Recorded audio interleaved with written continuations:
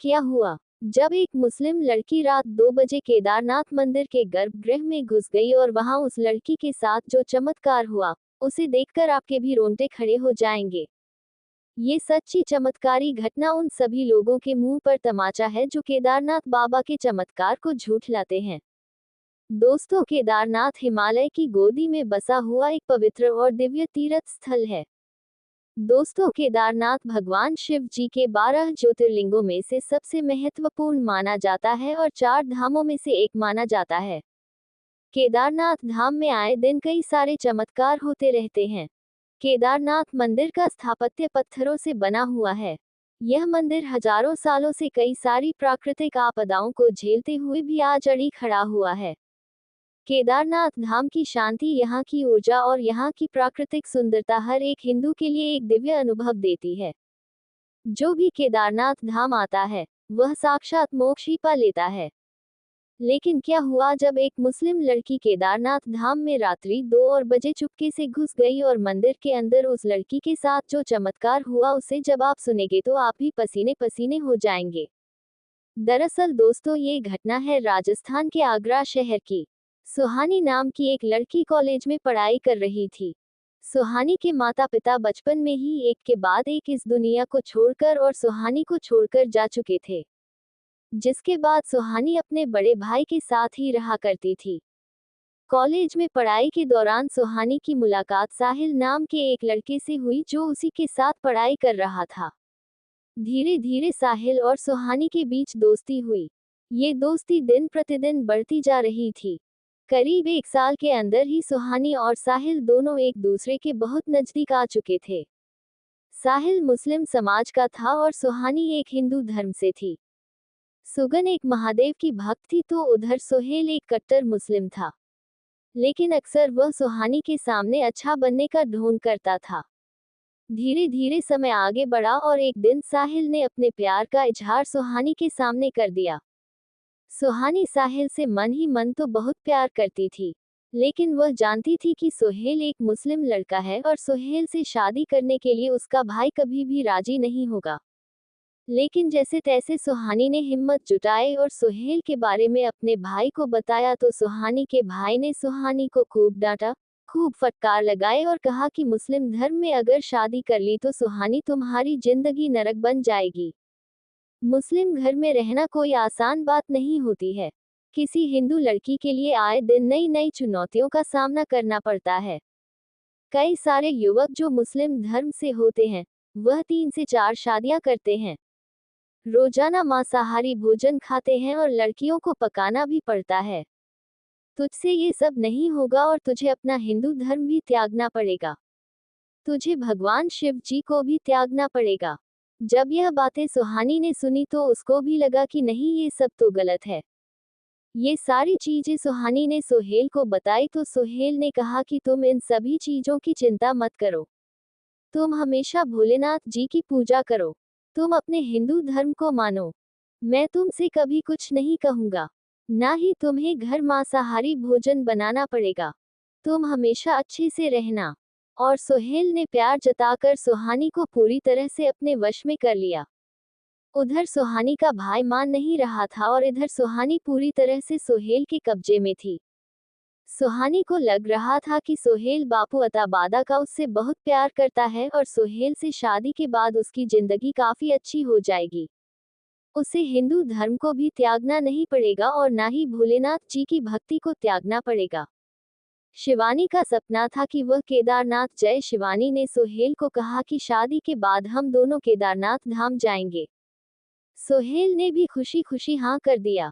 इसके बाद शिवानी ने अपने भाई के खिलाफ जाकर अपने भाई से रिश्ता नाता तोड़कर सोहेल से शादी कर ली। शुरुआती कुछ दिनों तक तो सोहेल और उसका परिवार शिवानी के साथ खूब खुश रहे, लेकिन धीरे धीरे सोहेल और उसके परिवार ने रंग दिखाना शुरू किया। सुहानी से सोहेल घर के कार्य करवाता और यहाँ तक कि मांसाहारी भोजन तक बनवाता, जो शिवानी कभी किसी जीव को नुकसान नहीं पहुंचा सकती थी। आज वह सुहानी जीवों को पकाकर लोगों को खिला रही थी। यहाँ तक कि सोहेल ने सुहानी तक को मांसाहारी भोजन खिलाया। जबरदस्ती इसके बाद सुहानी को कह दिया कि अब तुझे अगर मेरे साथ रहना है तो तुझे हिंदू धर्म त्यागना पड़ेगा और तुझे मुस्लिम धर्म अपनाना पड़ेगा। लेकिन सुहानी ने तुरंत मना कर दिया। सुहानी को बहुत मारा गया, बहुत पीड़ा दी गई। मजबूरन सुहानी ने अपना धर्म त्याग और उसने मुस्लिम धर्म अपना लिया। जब सुहानी ने अपना धर्म बदला तो सुहानी का नाम सोफिया रखा गया। अब सोफिया एक मुस्लिम लड़की बन चुकी थी। सोफिया की स्थिति घर में बहुत ज्यादा खराब थी। वह एक एक दिन यूं समझ लो नरक के सामान काट रही थी।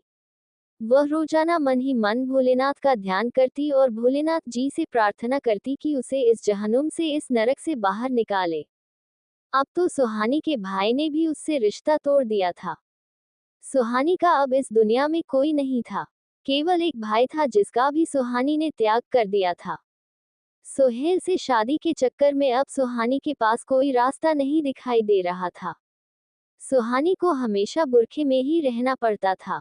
उसका मुंह भी हमेशा ढका हुआ रहता था। कहीं बाहर जाओ तो उसे हमेशा बुर्खे में रहना पड़ता था। सुहानी जान चुकी थी कि उससे एक बहुत बड़ी भूल हुई थी। एक रात्रि में जब सुहानी सो रही थी तो उसके सपने में साक्षात केदारनाथ बाबा ने दर्शन दिए। जब सुबह सुहानी उठी तो वह पसीना पसीना हो चुकी थी। सुहानी समझ रही थी कि जरूर बाबा केदार उसे बुला रहे हैं, लेकिन अब वह केदारनाथ कैसे जाए? उसके मन में बस यही सवाल था, क्योंकि उसको तो घर से भी बाहर बहुत कम निकलने दिया जाता था। सुहानी ने अपने पति से एक बहाना बनाया और अपने पति सोहेल को कहा कि दिल्ली में मेरी मौसी, उनका स्वर्गवास हो चुका है और उनसे उनकी अंतिम यात्रा मुझे जाना होगा। सोहेल ने मना कर दिया कि नहीं, तुम नहीं जा सकती, लेकिन सोफिया ने बहुत जिद करी कि नहीं, मुझे जाना होगा। तुम भी मेरे साथ चलो, तुम मुझे ले जाओ और मुझे वापस ले आना। लेकिन सोहेल ने मना कर दिया कि मुझे समय नहीं है। अगर तुम जाना चाहती हो तो 2 दिन के अंदर जाओ और वापस आ जाओ।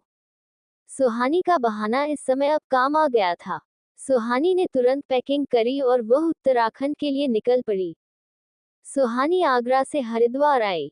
सुहानी के पास समय बहुत कम बचा था, इसीलिए वह फटाफट बस पकड़ कर अपनी यात्रा कर रही थी। शुरू दिन तो उसका बहुत जल्दी बीत रहा था। वह हरिद्वार पहुंच गई थी। हरिद्वार से सुहानी ने बस पकड़ी जो सीधा सोनप्रयाग तक जा रही थी। आपको बता दें कि केदारनाथ की यात्रा हरिद्वार से ही शुरू हो जाती है। हरिद्वार तक रेल मार्ग है। इसके बाद हरिद्वार से बस के माध्यम से या फिर आप टैक्सी के माध्यम से बाय रोड आप सोनप्रयाग तक जा सकते हैं, जिसकी दूरी लगभग 250 से 300 किलोमीटर होती है। सुहानी, जो कि अब सोफिया बन चुकी थी, जो कि एक मुसलमान लड़की बन चुकी थी, वह बस के माध्यम से सोनप्रयाग जा रही थी। केदारनाथ की यह यात्रा उसके मन की सारी चिंताओं को दूर कर रही थी। ऊंची ऊंची वादियों में ये केदारनाथ की यात्रा बसी हुई थी। केदारनाथ की यात्रा यूं समझ लो स्वर्ग के समान होती है। करीब 7 घंटों की यात्रा के बाद सुहानी सोनप्रयाग पहुंच गई। अब शाम हो चुकी थी। शाम की करीब 6 बजे बज रही थी। सुहानी पूरी तरह से थक गई थी, लेकिन ने बिल्कुल भी आराम नहीं किया।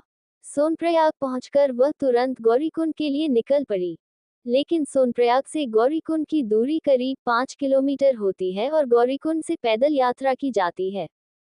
शाम के समय में सोनप्रयाग से कोई व्यवस्था नहीं थी गौरीकुंड जाने की, इसलिए सुहानी ने पैदल ही अपना रास्ता नापा और वह पैदल यात्रा सोनप्रयाग से ही उसने शुरू कर दी। शाम का समय था, अंधेरा भी हो रहा था। काफी सुनसान सोनप्रयाग से गौरीकुंड का रास्ता था। जैसे तैसे वह आगे बढ़कर गौरीकुंड करीब 1 घंटे के अंदर ही पहुंच गई। इसके बाद करीब 7:30 बजे से ही गौरीकुंड से यात्रा शिवानी ने शुरू कर दी। रात्रि अंधेरे में जैसे तैसे वह आगे बढ़े जा रही थी। रात के करीब 12 बजे बज चुके थे और अभी तक सुहानी केदारनाथ बाबा के मंदिर तक नहीं पहुंची थी। उसे अगले दिन रात तक वापस आगरा भी जाना था। करीब 1 बजे जैसे तैसे थकी हारी सुहानी केदारनाथ बाबा के धाम पहुंच गई थी। सुहानी करीब रात्रि में 1 बजे केदारनाथ धाम पहुंच गई। रात्रि में 1 बजे बज रही थी और दर्शन पूरी तरह से बंद हो चुके थे। सुहानी जैसे ही मंदिर पहुंची तो उसने देखा कि मंदिर के कपाट भी बंद हो चुके हैं। शिवानी ने आसपास पंडितों से पूछा तो सभी कह रहे थे कि अब केदारनाथ बाबा के दर्शन सुबह 4 बजे होंगे। लेकिन सुहानी को तो अगले दिन आगरा वापस पहुंचना था।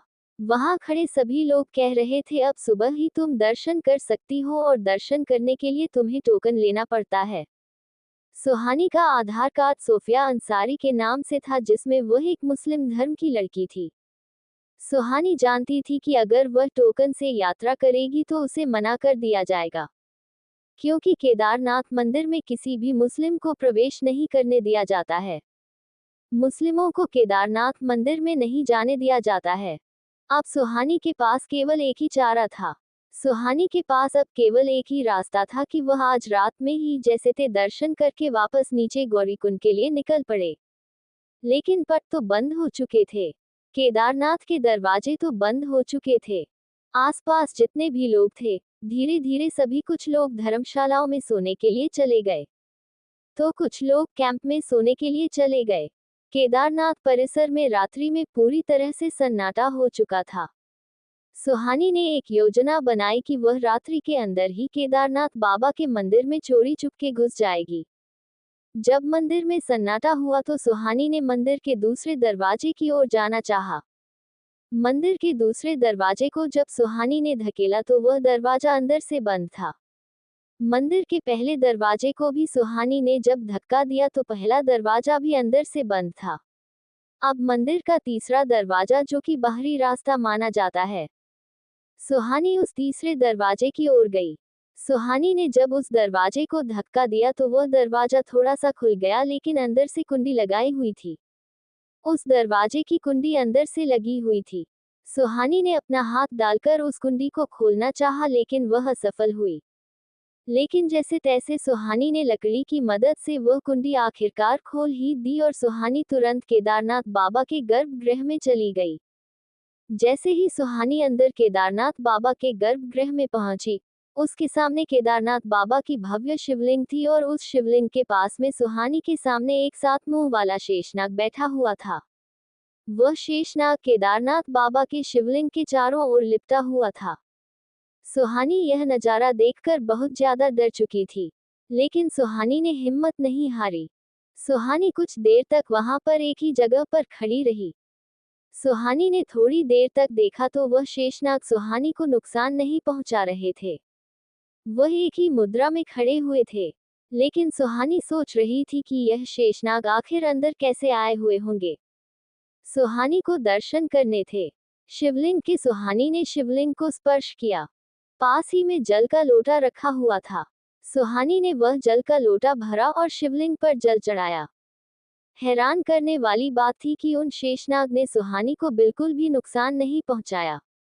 जल चढ़ाने के बाद सुहानी ने बाबा केदारनाथ से मन्नत मांगी कि उसकी जिंदगी में सब कुछ सही हो जाए। उसका पति सोहेल उसको हमेशा हमेशा के लिए छोड़ दे। सुहानी रो रो कर अपने किए हुए गुनाह का पश्चाताप कर रही थी। सुहानी ने बाबा केदारनाथ से कहा कि बाबा मुझे माफ कर दीजिए।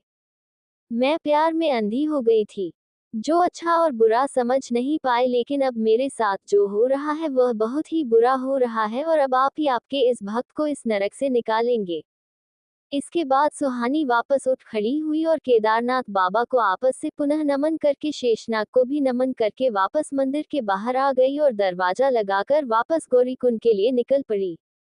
सुहानी इतनी कठिन यात्रा करके आई थी, लेकिन उसने एक पल भी चैन से सांस नहीं ली। दर्शन करने के तुरंत बाद सुहानी गौरीकुंड के लिए वापस से रात्रि में ही नीचे उतर रही थी। रात के करीब 4 बजे बज रहे थे। सुहानी सुबह करीब 8 बजे गौरीकुंड पहुंची। गौरीकुंड से वह सोनप्रयाग पहुंचकर उसने वापस से बस पकड़ी और वह हरिद्वार के लिए निकल पड़ी। हरिद्वार से वह आगरा पहुंची और जब वह अपने ससुराल में गई तो ससुराल का पूरा ही माहौल चेंज हो चुका था। सुहानी का पति सोहेल सुहानी से बहुत अच्छे से बात कर रहा था और उसके सास ससुर भी सुहानी से काफी अच्छे से बात कर रहे थे, मानो जैसे उनकी बुद्धि ही चेंज हो गई हो। सोहेल सुहानी से कह रहा था कि मुझे माफ कर दो, मैंने तुम्हारे साथ बहुत गलत किया, लेकिन अब तुम चिंता मत करो, तुम्हें वापस से अब अपना धर्म अपना लेना चाहिए। अब तुम वापस से हिंदू धर्म अपना लो, तुम अपने भगवान को मानो। मैं तुम्हें कभी भी नहीं रोकूंगा और उल्टा मैं और मेरे माता पिता भी हिंदू धर्म अपनाने वाले हैं। शिवानी ने जब ये सुना तो उसे बहुत झटका लगा कि आखिर यह कैसे हो सकता है। कहीं ये लोग मजाक तो नहीं कर रहे हैं, लेकिन धीरे धीरे जब समय आगे बढ़ा तो उससे पता चला कि यह सब तो सच था। बाबा केदारनाथ ने ही शिवानी के पति सोहेल और उसके सास ससुर का दिमाग पलटा दिया था। उनकी सोच पलटा दी थी। सुहानी ने वापस से अपना हिंदू धर्म अपनाया और उसके पति और उसके सास ससुर ने भी हिंदू धर्म अपना लिया था। सभी लोग हिंदू धर्म अपनाने के बाद भगवान की पूजा अर्चना कर रहे थे। सुहानी ये देखकर बहुत खुश थी। इसके बाद सूजन आठ का जो पति था, वह भी उससे काफी ज्यादा प्यार करने लगा था। तो दोस्तों, ये तो साक्षात बाबा केदारनाथ का चमत्कार था। उन्होंने सुहानी के साथ हो रहे अन्याय को बंद किया। उन्होंने सोहेल और उसके माता पिता के दिमाग को पलटा। लेकिन आज हम उन सभी हिंदू धर्म की लड़कियों से एक बात कहना चाहते हैं कि आप कभी भी सुहानी जैसी गलती ना करें, क्योंकि भले ही आज आपका मुस्लिम दोस्त आपसे वादे कर रहा है, आपसे शादी के बहाने कर रहा है, आपको लग रहा है कि मेरा मुस्लिम दोस्त मुझसे प्यार करता है या वह बहुत अच्छा है, तो उसके झांसे में ना आए। तो दोस्तों, आपको ये जानकारी कैसी लगी कमेंट करके जरूर बताइएगा।